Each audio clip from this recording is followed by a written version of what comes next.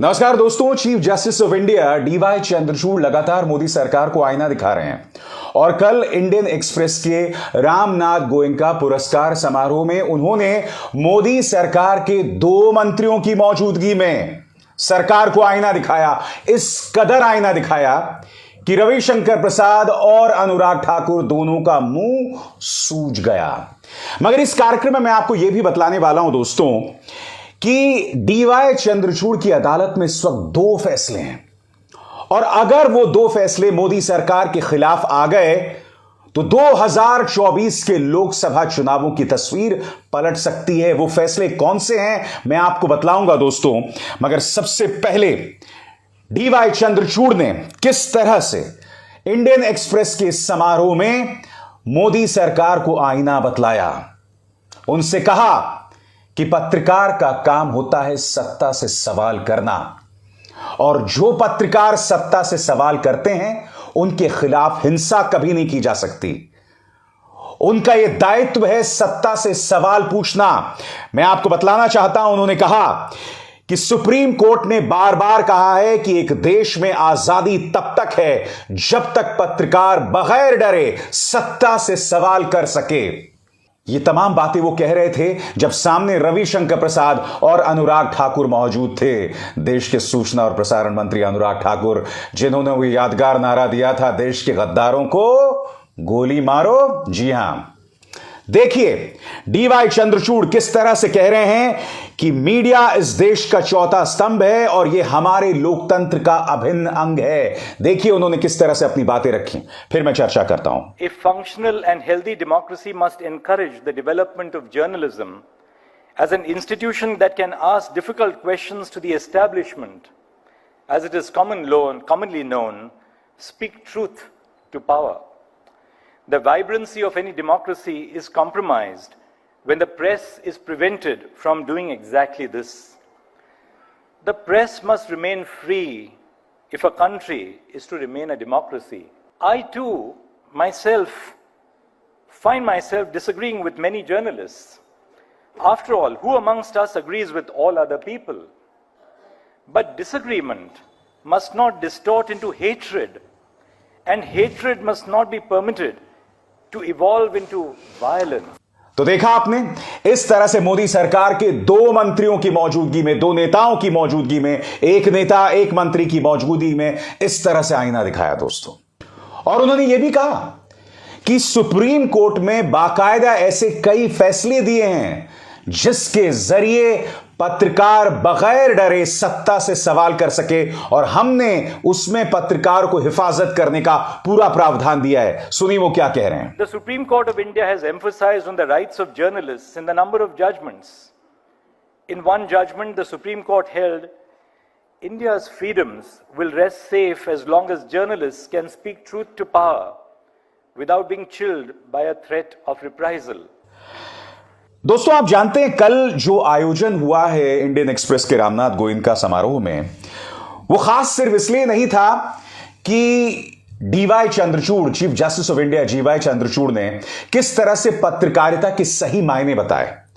उन्होंने भारतीय जनता पार्टी की कमजोर रग पर भी हमला किया। उन्होंने फेक न्यूज पर प्रहार किया। उन्होंने कहा कि फेक न्यूज समुदायों के बीच में तनाव पैदा करती है। फेक न्यूज के जरिए लोकतंत्र को न सिर्फ नुकसान पहुंचता है बल्कि कई बार लोकतंत्र बर्बादी के कगार पर भी आ जाता है। सुनिए फेक न्यूज के बारे में उन्होंने क्या कहा। Across the globe, fake news has the capability to create tensions between communities by misleading people. Therefore, to protect the democratic values of fraternity, which can be damaged if not destroyed through biased reporting, there is a strong need to bridge the gap between the truth and the lie. दोस्तों याद कीजिए, प्रधानमंत्री नरेंद्र मोदी को बुलाया गया था India today के आयोजन में। आपको याद है कि उनके जो प्रधान संपादक हैं अरुण पुरी किस तरह की चाटुकारिता कर रहे थे। या टाइम्स ऑफ इंडिया का एक समारोह था, उसमें समीर जैन टाइम्स ग्रुप के सर्वा किस तरह की चाटुकारिता कर रहे थे। मगर कल इंडियन एक्सप्रेस के समारोह में वहां पर उनके संपादक राजकमल झा ने किस तरह से इस सरकार को आईना दिखाया। उन्होंने कहा कि सुप्रीम कोर्ट हमारे लिए एक रोशनी है। उन्होंने सुप्रीम कोर्ट की तुलना नॉर्थ स्टार से की, यानी उम्मीद का सितारा। उन्होंने कहा कि जब भी एक पत्रकार के खिलाफ आतंकवाद की धाराएं लगाई जाती हैं, तब हम हमेशा सुप्रीम कोर्ट की तरफ देखते हैं। मगर आप जानते हैं, जब उन्होंने अपने भाषण की शुरुआत की तो बहुत ही दिलचस्प बात से की। उन्होंने कहा कि आज हम जो भी बात करेंगे बंद लिफाफे में कुछ नहीं होगा। याद कीजिए डीवाई चंद्रचूड़ साहब ने अपने एक अदालती फैसले में क्या कहा था। जब यह सरकार 1 रैंक 1 पेंशन पर सारी बात बंद लिफाफे में गुप्त अंदाज में कहना चाहती थी, तब डीवाई चंद्रचूड़ ने कहा था कि मैं बंद लिफाफा बर्दाश्त नहीं करने वाला हूं। यह ऐसा मुद्दा नहीं है जिसे आप बंद लिफाफे में मुझे दें। और तब मोदी सरकार को कहना पड़ा था कि हम 28,000 करोड़ रुपए अपने सैनिकों को नहीं दे सकते उनके बकाया पेंशन के लिए। याद कीजिए दोस्तों, उस दिन किस तरह से मोदी सरकार एक्सपोज हो गई थी। और इसी मुद्दे को लेकर तंज कसा राजकमल झा ने। सुनिए। We have had the privilege of the presence of the Honorable Chief Justice, and there is absolutely nothing in sealed cover.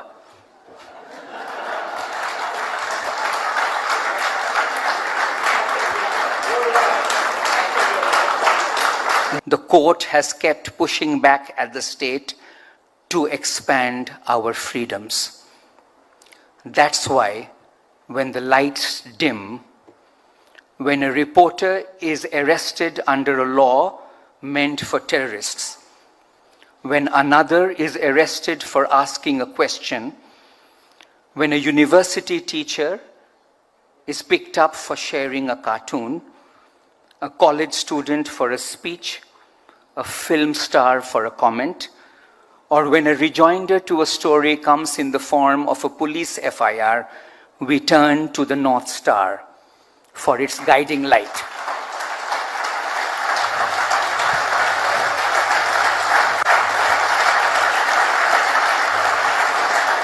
आप जानते हैं राजकमल झा के इस बयान का, इस भाषण के मायने क्या थे।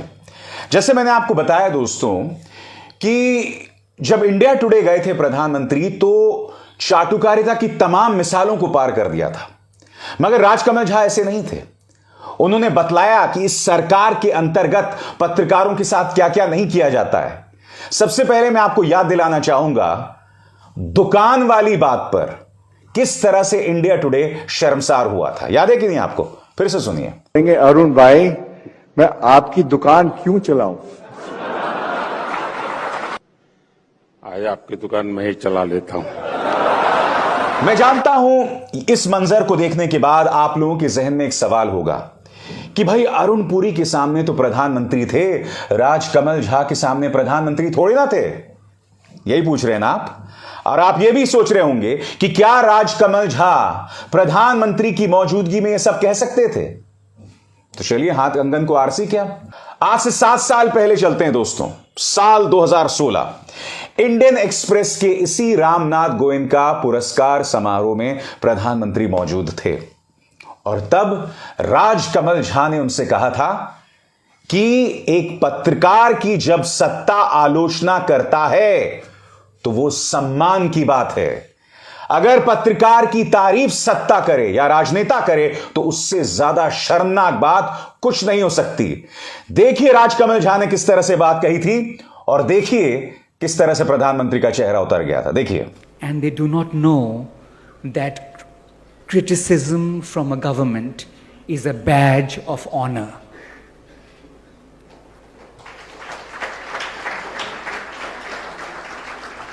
So just as they do in smoking scenes in cinema, I think we should have a ticker tape running whenever we hear praise of a journalist, that criticism from a government is wonderful news for journalism.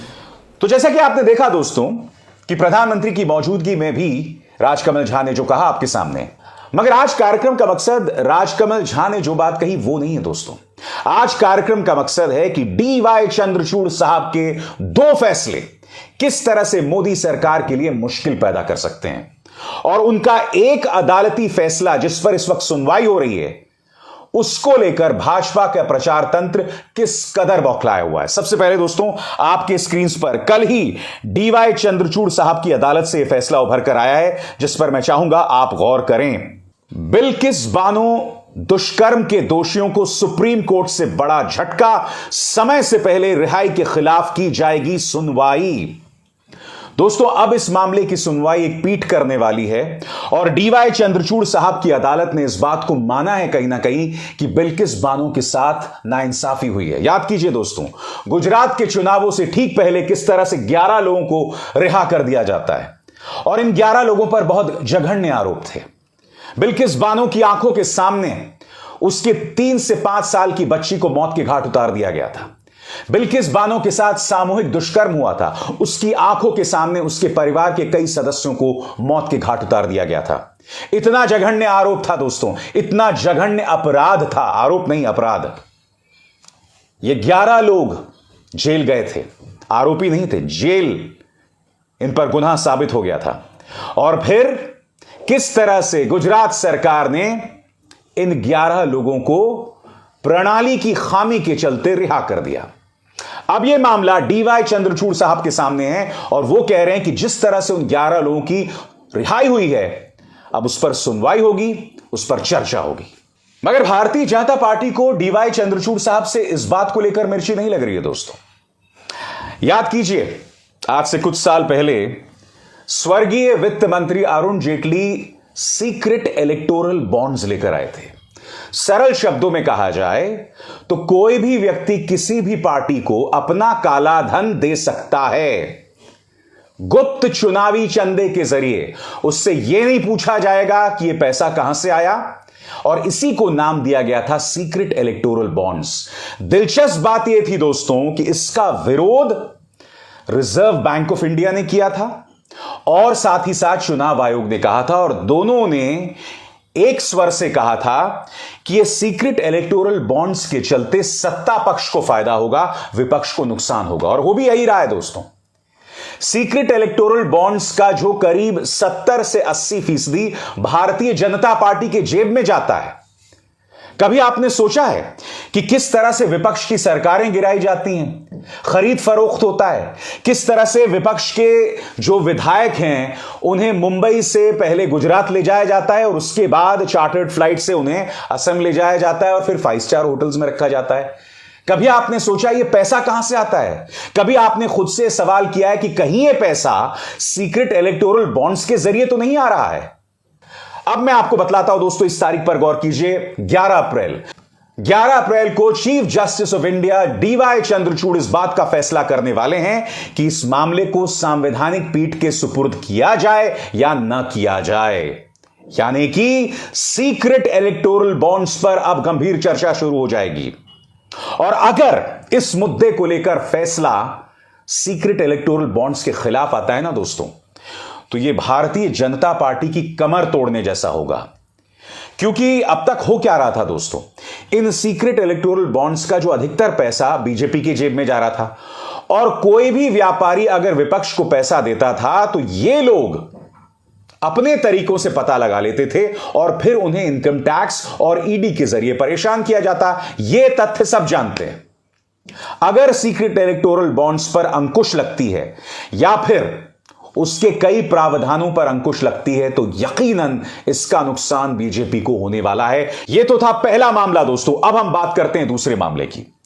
याद कीजिए किस तरह से उद्धव ठाकरे की सरकार चल रही थी और फिर रहस्यमय तरीके से उनके तमाम विधायक जो हैं एकनाथ शिंदे के साथ चले जाते हैं और तख्ता पलट हो जाता है।